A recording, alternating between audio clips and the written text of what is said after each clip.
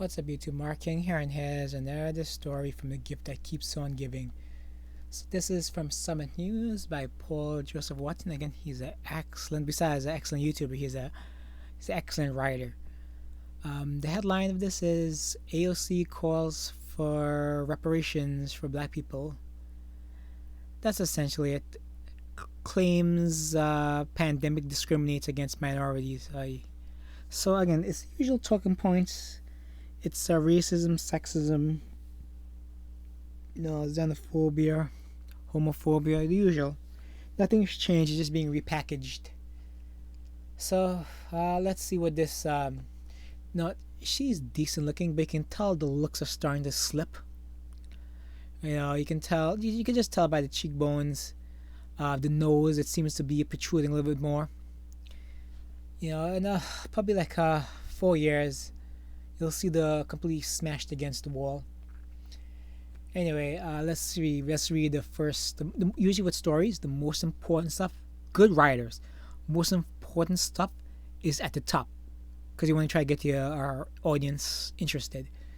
So let's read. Congresswoman Alexandria Ocasio-Cortez has called for reparations for Black and brown people, claiming that environmental racism is an underlying health condition.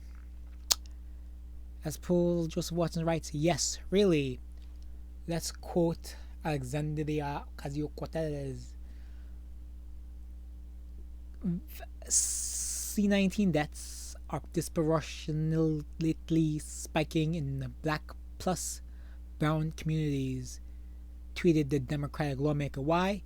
Because the chronic toll of redlining, environmental racism, wealth gap, etc. are underlying health conditions. Inequality is comorbidity.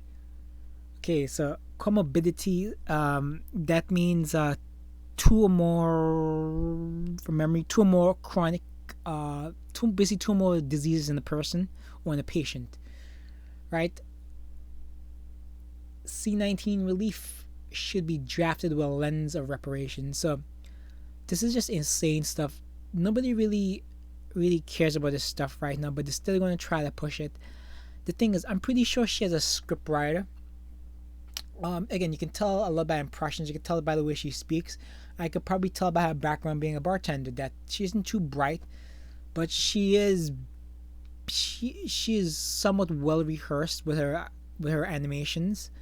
And this tweet is probably written for her, let's be honest. But, it is what it is. And it sucks seeing, like, even though she's an idiot, she had the right idiotic views to get pushed by the Justice Democrats again. That's the story. She was basically a bartender, walked off the street for interview, and she gave an interview for this group called the Justice Democrats, who wanted somebody with insane ideas so they can write scripts for, and they can push basically to getting to win the election, essentially, which she did in the Bronx, which is a heavy the area is a heavy Hispanic area, and she has the right look and right name, and here we are. And most likely she's going to try to fall in line soon with the rest of the more moderate Democrats, because she wants to keep her position, because they're going to try to push out, and they should push out.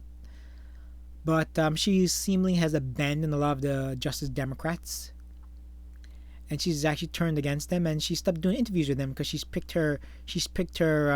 pick her side.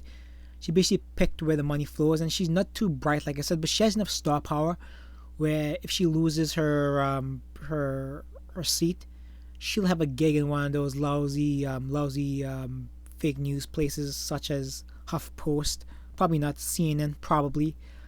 I think MSNBC won't dare touch her because I think they feel she's too toxic.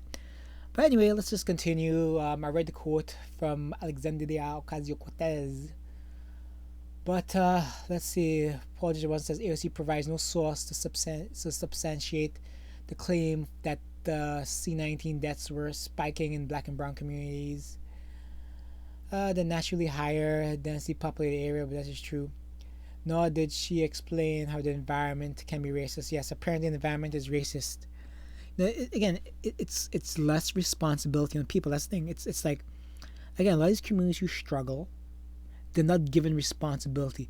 If you start giving them responsibility, you'll see a marketable improvement. You will see it. If you pretend like it's somebody else's fault, you'll never improve because there's always a scapegoat. Plain and simple. Anyway, let's see some of these quotes by the Twitter users. Alexander McCarter. I've also noticed that stores that mostly serve white customers are enforcing social distancing more than those in black and brown communities. I have no idea why. It was just something I noticed while driving past grocery stores in different areas. So I'm wondering what this person is saying. Is she saying that they're enforcing white customers because they care more? Or, so the opposite is true, they're not enforcing because they don't care about black people? Or is she trying to say black people are irresponsible? I don't know. Now, I noticed the past push for the past 4 years, instead of trying to say black people, try to say black and brown people, because I think they're trying to expand the definition of black to include more people in the victim culture. Yeah, I think they're probably trying to include probably Latinos in the victim narrative. But let's move on.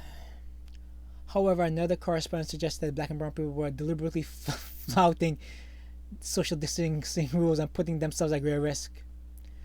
Could be, but I just think, again, without responsibility, usually in white neighborhoods, they usually grow up as fathers and there's more responsibility. In other areas, nope, they lack responsibility and the government is technically the fraud, so people expect the government to bail them out of everything. That's essentially it. Alright guys, it's a good article by Paul Jeffrey Watson. Just a great writer, very entertaining guy. But that's it. If you're interested in reading, I'll post the link in the description. Please share, say, subscribe, yada yada yada. And be safe. Bye.